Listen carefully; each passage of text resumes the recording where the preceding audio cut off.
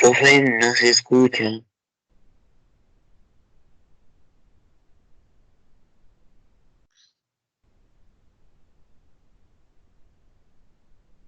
Aló, buenos días. Buenos días, profe. Por favor, conservamos los micrófonos apagados.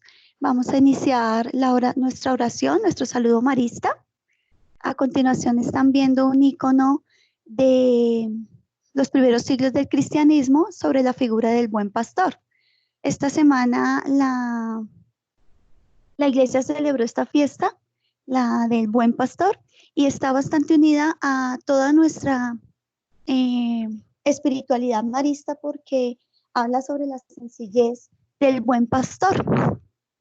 Y precisamente nosotros, gracias a la sencillez de un buen pastor, pues existe esta comunidad, San Marcelino Champañán, que fue un buen pastor y se preocupó por sus ovejas, en este caso fueron los niños.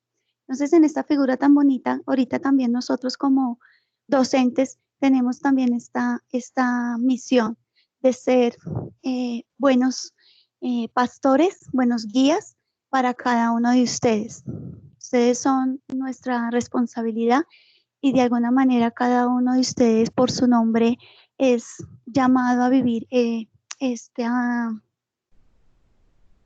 espiritualidad que es muy sencilla, basada en todo un ideal y en todo un proyecto de vida que tuvo San Marcelino Champañán. En todo lo que se haga en nuestro colegio o en la institución, siempre es pensado en ustedes. Entonces vamos a darle gracias a Dios por todos nuestros docentes, directivos, por todos los movimientos de pastoral, por todos los hombres y mujeres que trabajan y planean estar cada día en sintonía con ser buenos pastores y guiarlos a cada uno de ustedes en este caminar, por este caminar peregrino en la tierra.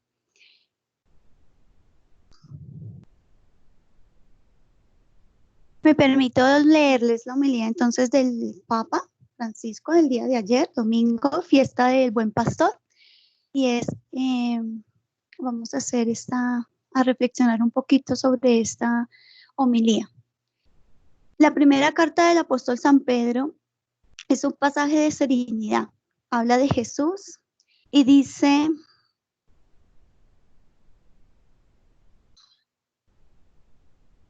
que llevó nuestros pecados sobre su cuerpo, de sus llagas habéis sido curados. Jesús es el pastor, así lo ve Pedro, el pastor que viene a salvar a las ovejas errantes. La presencia del Señor como pastor del rebaño y Jesús se presenta como pastor, más aún no solo como pastor, sino como la puerta por la que entra el rebaño. Los que se fingen pastores son unos aprovechados. En la historia de la iglesia ha habido muchos. No les interesaba el rebaño, solo hacer carrera o la política o el dinero. Pero el rebaño les conoce. Se les ha conocido siempre y buscaban a Dios por sus propios caminos, por sus caminos. Cuando aparece el buen pastor es precisamente el rebaño el que va por delante. El pastor cuida el rebaño y éste sabe distinguir a los pastores. No se equivoca. El rebaño se fía del buen pastor. El que se asemeja a Jesús da confianza cuando opera con el estilo de Jesús. Jesús, buen pastor, padeció por vosotros, dice Pedro. Jesús era humilde. Uno de los signos del buen pastor es la humildad. El buen pastor es humilde. El que no es humilde no es buen pastor. Algo esconde. La humildad se comporta como es, sin defenderse. Más aún, el pastor es tierno, con la ternura de la cercanía. Conoce a las ovejas una a una por su nombre y cuida a cada una como si fuese única. Y cuando regresa a casa cansado de la jornada, se da cuenta de que le falta una y sale a buscarla y la trae sobre su espalda. Este es el buen pastor, Jesús, que nos enseña siempre en el camino de la vida. Esta idea del buen pastor es una idea pascual. La iglesia canta en la primera semana de Pascua el himno por los bautizados. Estos son los corderos nuevos. una idea de bondad, de humildad. Es la iglesia que quiere Jesús. Es Él el que cuida a su iglesia. Bueno, entonces, como les decía, este domingo es este domingo es un domingo de paz, de humildad y de bondad, porque el Señor es mi pastor y nada me falta.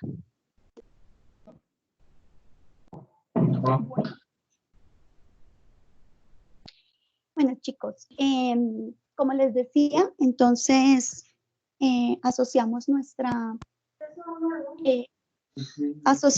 esta oración precisamente a toda nuestra labor como docente, y le damos gracias también al Señor por permitirnos ser como esas personas que estamos ahorita acompañándolos a ustedes.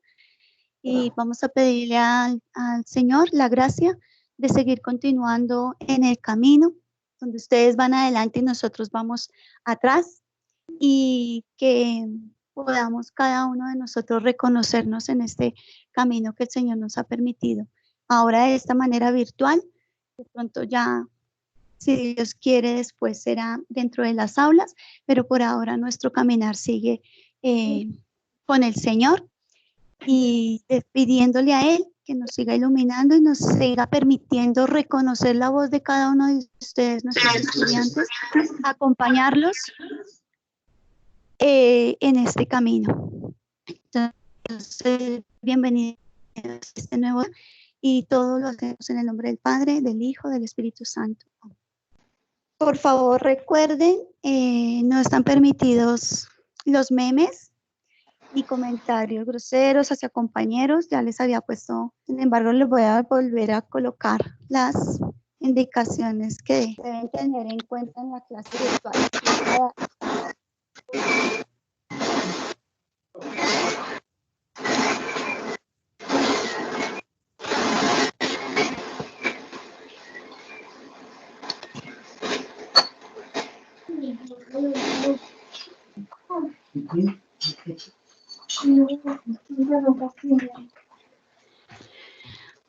Por favor, estudiantes, revisen sus audios porque hay un estudiante o dos que tienen abiertos sus micrófonos. Recuerden, por favor, estamos frente a la pantalla mirando todas las indicaciones que nos están solicitando realizar. Por favor, los necesito bien concentraditos para que no tengamos interferencia. Gracias. Apagamos la cámara y el audio, por favor. Solamente debe estar el docente.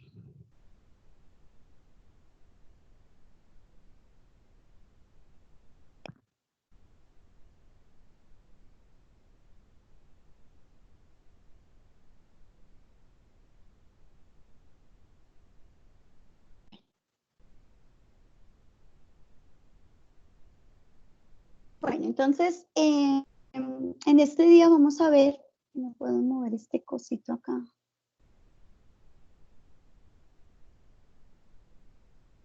Las relaciones vitales y simbólicas del hombre y del hombre con Dios. Primera parte. Vamos a hablar un poco sobre en clase. Hemos visto mucho sobre los orígenes. Mesopotamia, escritura y patriarca. Pues para todos ya sabemos cuando nos hablan sobre los orígenes. También este lugar es muy conocido, bastante estudiado por todos nosotros en clase, Mesopotamia. También hemos abarcado algunos temas sobre la escritura precisamente de los orígenes. Y posteriormente vamos a comprender por qué teníamos que ver sobre los orígenes, Mesopotamia, la escritura, que tiene que ver con los patriarcas. Entonces, para recordar y a manera de hacer como una especie de síntesis en los conocimientos previos que tenemos, decimos que los orígenes nuestros se remontan a Mesopotamia. Mesopotamia tenía pueblos semitas en las eran zonas vegetables y también desérticas de la gran península arábica. También sabemos en dónde queda Arabia. habitaron habitualmente en Mesopotamia, en Siria, en Egipto y llegaron a Etiopía. En este momento, pues chicos, les pido por favor que cada uno allá tiene su folder de trabajo. Entonces, en este momento debe sacar su mapa, el mapa que ya vimos en el primer periodo. ¿Recuerdan cuando tuvimos que aprendernos todos estos lugares? Entonces, por favor, tengan, como les había dicho, en el taller que tenían que tener siempre sus mapas a la mano. Entonces nos encontramos aquí con el mapa del mundo, ¿sí? Esta parte del continente por ahora no es relevante o sea, continente americano. Estamos hablando de este continente, ¿ok? Especialmente en esta parte de acá, hablamos de Mesopotamia. La palabra Mesopotamia en griego significa entre ríos.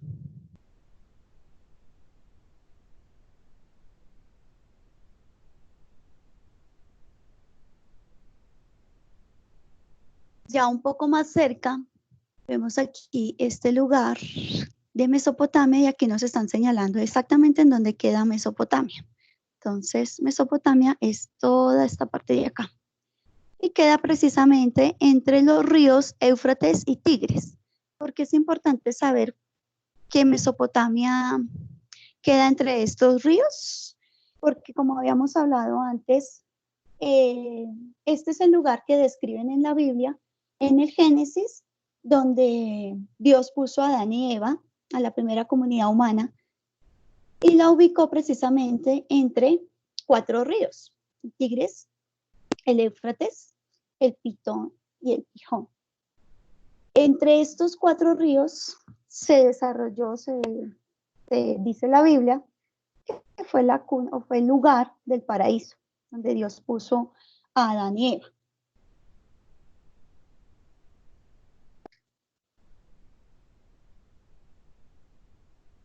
Entonces aquí tenemos más cerca, aquí ya tenemos el mar Mediterráneo y tenemos a Mesopotamia. Este lugar también es importante y este también.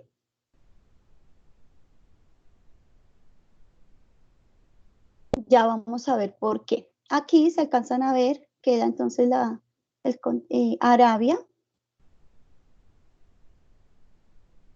Y aquí, como se señala, lo tengo referente para que se den cuenta dónde queda Jerusalén. Por lo tanto, podemos ir deduciendo que este extremo queda Palestina, o Israel, que también ya hemos visto en clase ese mapa y hemos estudiado ese Palestina, que es de donde nació Jesús. En este tiempo, pues existieron los 4 primeros imperios de la antigüedad. El primero, el reino de Akkad, 3000 años antes de Cristo, el imperio babilónico. Por eso les dije que teníamos que tener bien presente ese término o ese lugar donde señalé que era Babilonia. 2000 años antes de Cristo, luego sigue el imperio también 1000 años antes de Cristo. Estos 2 imperios han sido muy importantes para el pueblo palestino. Y luego sigue el imperio persa y aquí es donde termina, por decir, el conteo de la historia. Entonces, de aquí para allá, entonces, mundo antiguo, antes de Cristo, y de aquí para allá empezamos a contar la historia después de Cristo. Como vemos acá, están determinados por los colores los imperios que eran más como por extensión, ¿sí? Entonces, está aquí.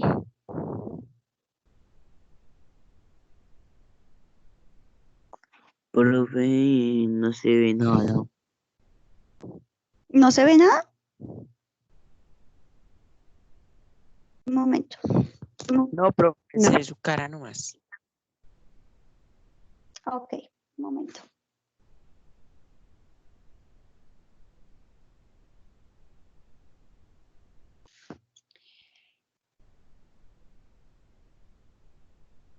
¿Ya se ve?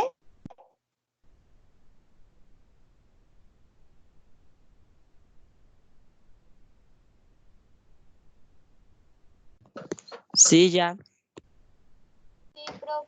Ok. ¿En dónde se quedaron entonces? ¿Aquí? ¿Se ve ahí?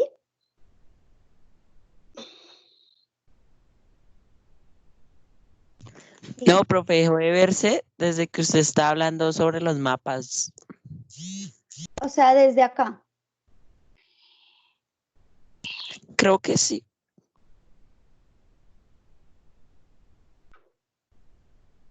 Ok, listo. Yo tengo un acompañante, entonces, por favor, no me interrumpan los estudiantes. Mi acompañante me va a asesorar si se ve o no se ve y si se escucha, ¿vale? Gracias, chicos.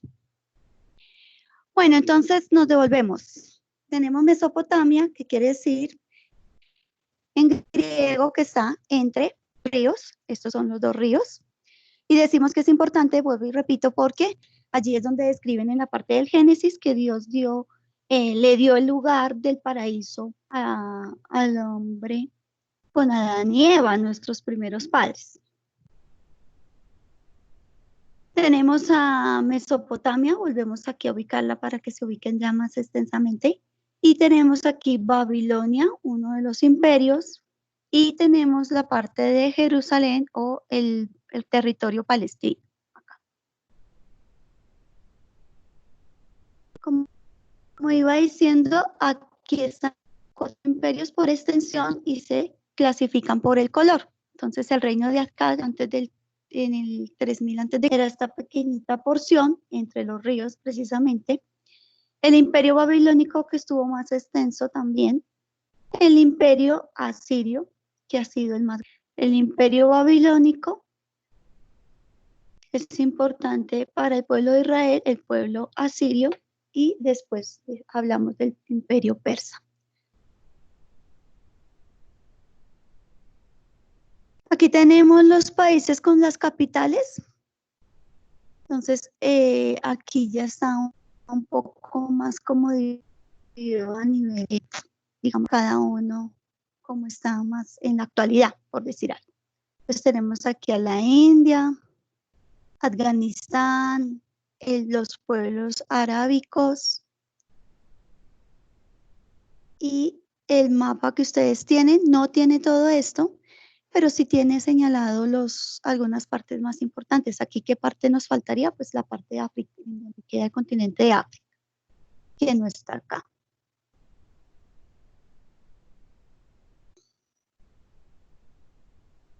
Entonces, volvemos. Dice el Génesis en su capítulo 2, que es lo que les estaba diciendo ahorita, en el versículo de 10 al 14, de Edén salía un río que regaba y desde allí se repartía en 4 brazos.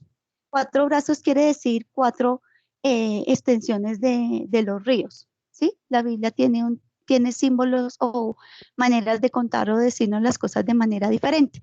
Por eso siempre les insisto que tenemos que tener un vocabulario bíblico para saber de qué nos están hablando.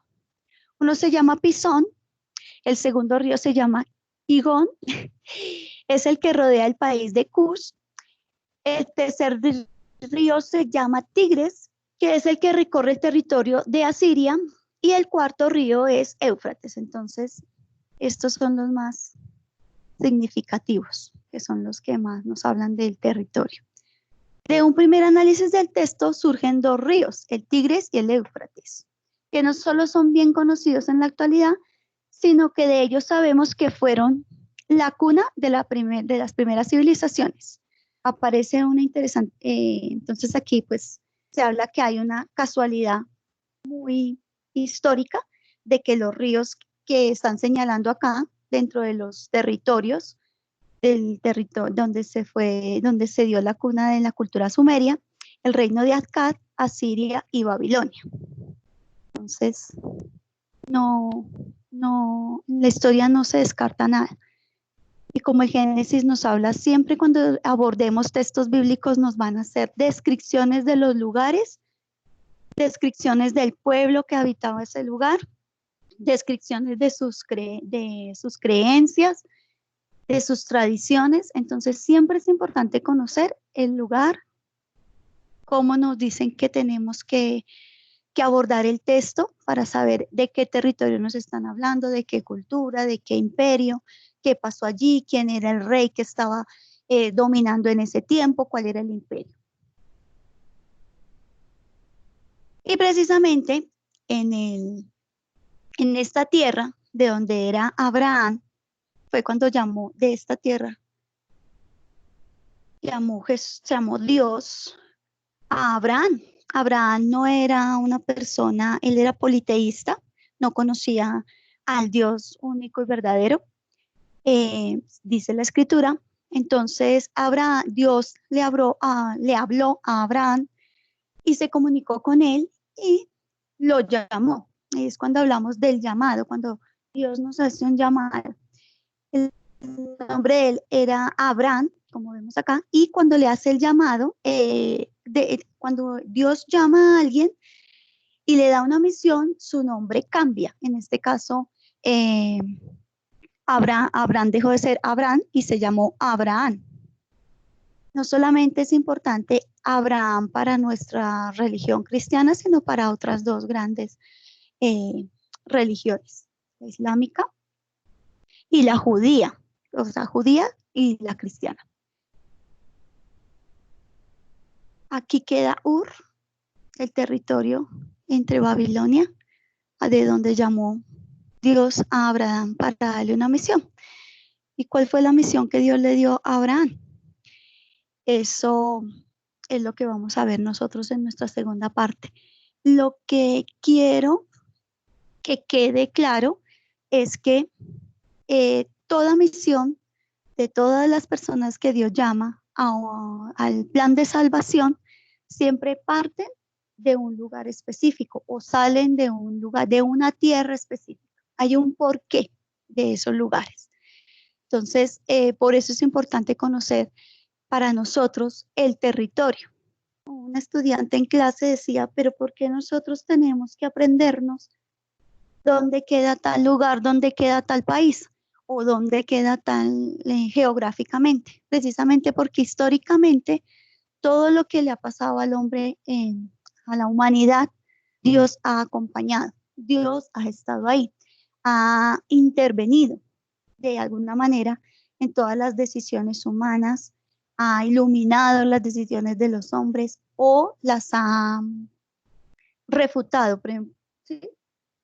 Ha, por ejemplo, corregido también el comportamiento del hombre en muchas circunstancias. Por eso hablamos de la intervención de Dios, porque hubo un diluvio o porque Dios cuando sacó a Caín le exigió por la sangre de su hermano porque lo había asesinado, ¿sí? Y describen en el texto cuando Caín es expulsado, exactamente hacia qué tierra lo expulsa.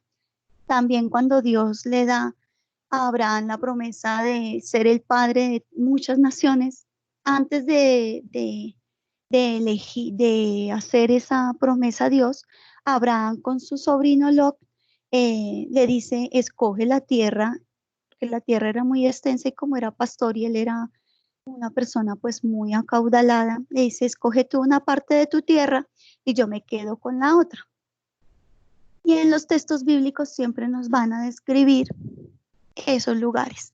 La tierra que se divide de tal lugar a tal lugar, la tierra describen el nombre de esa tierra. Entonces, es importante tener ese contexto claro y ese contexto histórico para sabernos ubicar también dentro de las lecturas. Bien. En el taller que yo les presenté a ustedes,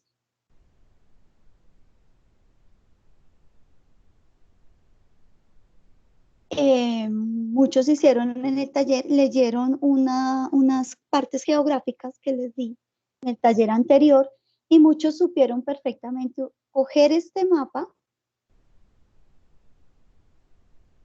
este de acá, y según la lectura ubicaron los lugares, lo hicieron perfecto, es decir, cumplieron perfectamente con lo que se pretendía. Lo mismo hicieron con el mapa de Israel o el mapa de Palestina, Yo les di unos nombres. Y como ya tenían el referente de los lugares que habíamos trabajado en clase, pues perfectamente ubicaron dentro del mapa de Palestina los lugares que estaban allí. Entonces, evidencia que efectivamente hicieron la lectura y que desarrollaron el mapa.